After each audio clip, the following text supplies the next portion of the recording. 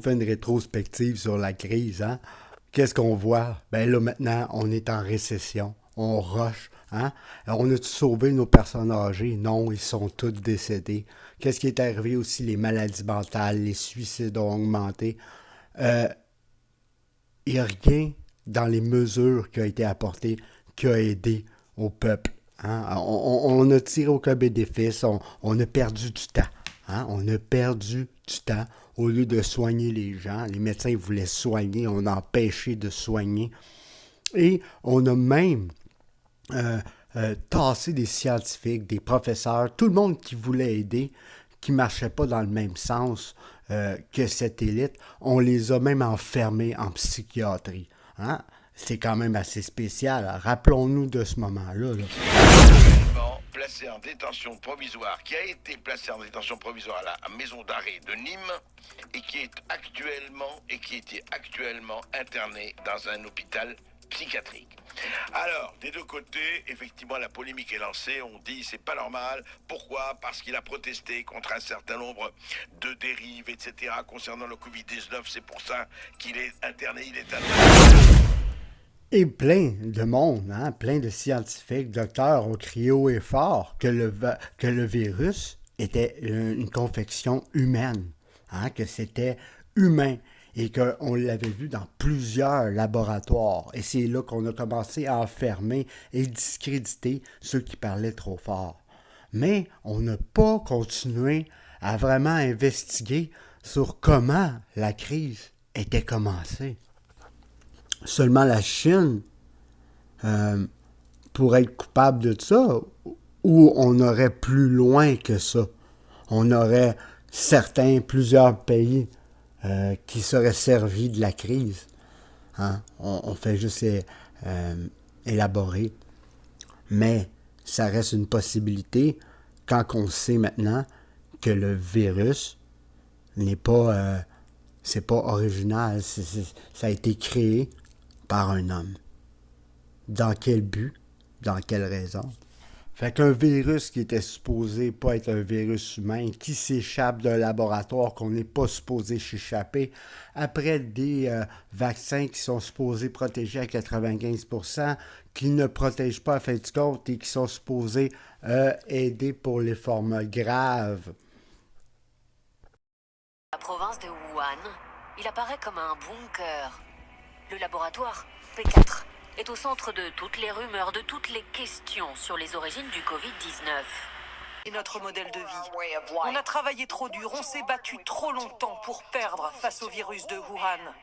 Oui, je le dis, la Chine était au courant et a ouvertement menti à ce sujet. Cela se serait beaucoup mieux passé si on avait tout su quelques mois plus tôt.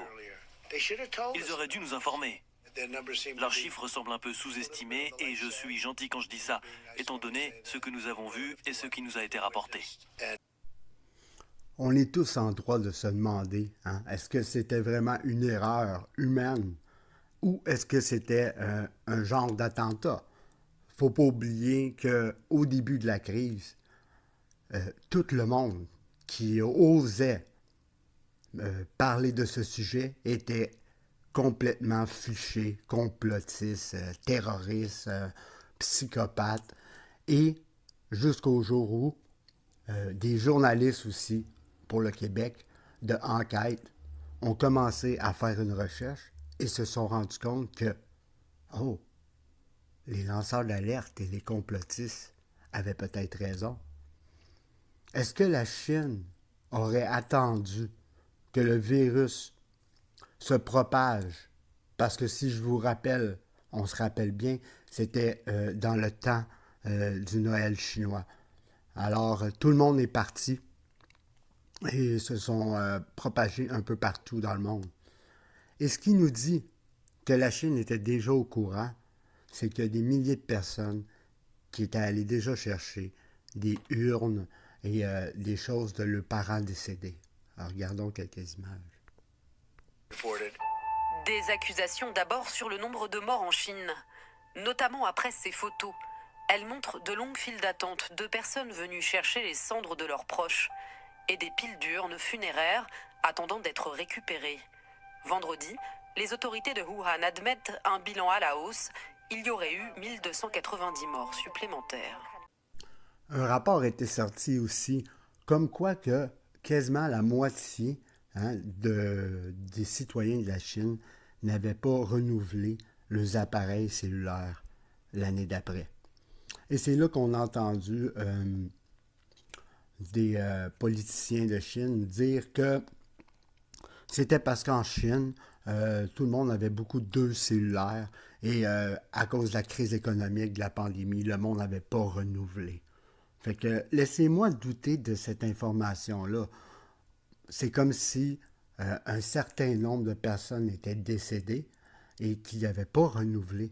Et c'est comme ça que certains chercheurs de vérité et politiciens américains et tout se sont rendus compte de l'anguille sur roche. Revoilà donc la théorie de l'administration Trump énoncée un an plus tôt. Nous n'avons pas de certitude, mais il y a des preuves très significatives que cela vient du laboratoire. Parmi La plus grande collection de coronavirus de chauves-souris en lien direct avec cette pandémie a été trouvée et étudiée exactement là où elle a commencé. Tous les laboratoires de ce niveau-là ont eu un accident un jour. Même chez nous, aux États-Unis, il y a des accidents. C'est humain et les humains ne sont pas infaillibles. quelques jours plus tôt, de précieuses études jamais révélées venues de l'Institut de virologie de Wuhan sont publiées anonymement sur les réseaux sociaux. Il est notamment question d'un cousin du virus que nous connaissons aujourd'hui, dont la séquence génétique est similaire à 96% à celle du SARS-CoV-2. Bien d'autres coronavirus auraient été trouvés en Chine des années avant 2019, manipulés, scrutés, étudiés dans le laboratoire de Wuhan. Sans notre permission, même un moustique ne peut entrer dans le laboratoire. Nos scientifiques ne peuvent même pas en sortir une goutte d'eau ou un morceau de papier. Alors, quand j'entends des gens spéculer sur le fait qu'on aurait fait des expérimentations sur des animaux ou que certaines choses peuvent sortir du laboratoire, ils n'ont aucune idée de ce qu'il s'y passe. Nous avons retrouvé l'homme par qui le scandale est arrivé pour avoir accusé l'Institut Pasteur d'avoir fabriqué le SARS-CoV-2 à l'origine de cette pandémie. Après avoir été arrêté puis interné d'abord en hôpital psychiatrique avant d'être incarcéré comme un criminel, le professeur Fourtillan persiste et signe. Dans de laboratoire. Jusqu'à récemment, ceux qui évoquaient cette hypothèse étaient vus comme des complotistes. Et pourtant, de plus en plus de scientifiques croient que c'est possible et montrent du doigt les expériences en laboratoire menées à Wuhan, en Chine. L'OMS et de nombreux pays s'en inquiètent. Alors, comment expliquer ce changement de ton? L'émission Découverte s'est penchée sur ce dossier. Binan, c'est intéressant parce qu'au départ, vous vouliez montrer que la théorie d'une fuite de laboratoire n'était pas plausible. Or, vos recherches vous ont amené complètement ailleurs. Ben voilà, alors le ton a vraiment évolué tout au long de notre enquête. Là, ça fait 5 mois que nous travaillons dessus. Et au fur et à mesure qu'on avançait, plus le ton évoluait et plus les éléments indiquaient qu'il existe en effet des risques clairs à Wuhan d'une fuite de laboratoire. Alors notamment, on sait que Wuhan abrite l'Institut de virologie, épicentre de la recherche mondiale sur les coronavirus de type SRAS. Les chercheurs parcourent la Chine à la recherche des pathogènes potentiels à potentiel pandémique. Ils prélèvent des échantillons sur des chauves-souris, sur des humains et les ramènent à Wuhan, construisant l'une des plus importantes collections de coronavirus de type SRAS au monde. Et c'est encore plus inquiétant car ils menaient à Wuhan des expériences controversées qui sont disputées ou controversées ou pointées du doigt depuis plus de 20 ans et dénoncées. Et ces expériences avaient quand même lieu. Alors on prenait des coronavirus et on les rendait capables d'infecter l'humain. Et on entend à ce sujet Richard Ebright. Dans leur projet, ils ont construit de nouveaux coronavirus chimères. Ils ont pris le gène de spicule d'un coronavirus de type SRAS jamais caractérisé et l'ont inséré dans un squelette du premier SRAS. Ils ont montré que le nouveau virus chimère pouvait infecter des cellules humaines. Alors, comment expliquer qu'on n'en ait pas parlé plus que ça, ou en tout cas qu'on n'ait pas considéré cette théorie plus sérieusement que ça? Mais là est toute la question, en fait, devant l'évidence d'un risque à Wuhan. Comment ça se fait qu'il a fallu plus d'1 an pour qu'on commence à en discuter? Comment ça se fait que les scientifiques avaient tant de difficultés à en discuter? Et bien, on s'est rendu compte au cours de la dernière année qu'il y avait d'influents acteurs, notamment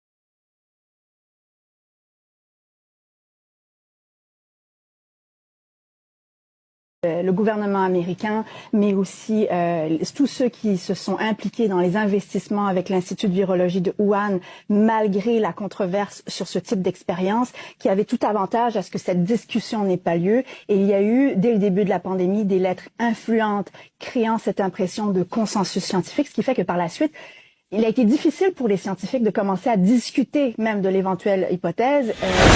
Nous avons retrouvé l'homme par qui le scandale est arrivé pour avoir accusé l'Institut Pasteur d'avoir fabriqué le SARS-CoV-2 à l'origine de cette pandémie. Après avoir été arrêté puis interné d'abord en hôpital psychiatrique avant d'être incarcéré comme un criminel, le professeur Fourtillant persiste et signe. Ils ont fabriqué le Shadoxon nCoV-19. Bon, c'est pas compliqué. Qui l'a fabriqué? Covid-19, il a été fourni par... Et ensuite, le Shadoxin, c'est le génère, c'est AstraZeneca. L'industrie pharmaceutique, c'est 10 labos qui sont associés à 10 banques, à des grosses banques. Et c'est un cartel bancaire pharmaceutique. Ce cartel, c'est pire que la mafia. La mafia, ils vous vendent des drogues, vous n'êtes pas obligé de vous droguer. Tandis qu'eux, ils vous obligent au vacciner. Ils tuent les gens, c'est quand même terrible. Et tous les chefs d'État européens sont complices. Parce que pour réussir un coup pareil, il fallait acheter toutes les agences du médicament du monde, tous les ministères de la Santé, il fallait acheter tous les centres de pouvoir. Il faut 35 ans pour faire un vaccin pareil.